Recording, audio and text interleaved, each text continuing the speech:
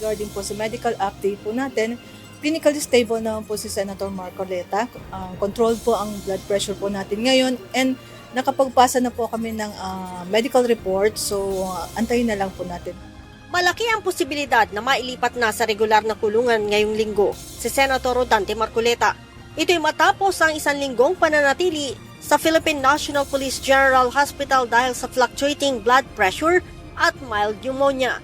Ayon kay PNP-GH Internal Medicine Department Chief, Police Lieutenant Colonel Benali Bayani, unti-unti nang bumubuti ang kondisyon ng mambabatas. Sa katunayan, nasa 130/90 na lamang ang blood pressure nito kaninang umaga.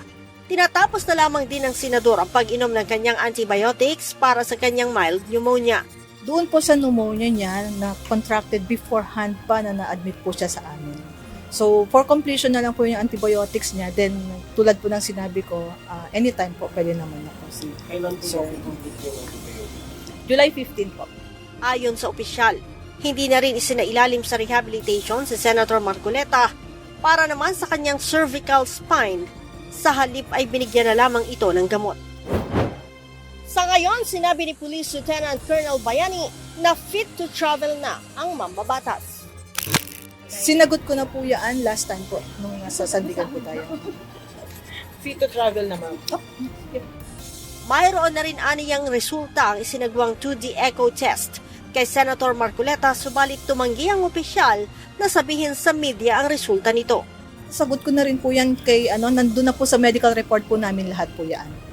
Titingnan na lang po doon sa medical report. Nilinaw din ni Police Lieutenant Colonel Bayani na nananatiling mahigpit ang ipinatutupad nilang protocol sa loob ng paggamutan, gaya ng pagsusuot ng face mask. Matatandaang noong nakaraang linggo, sinita ng Sandigan Bayan ang pagtanggap ng mga bisita ng mambabatas kahit na mayroon itong pneumonia. Leia Ilagan, UNTV, News and Rescue. Diyos ang aming sandigan, serbisyo publiko ang aming pinahahalagahan.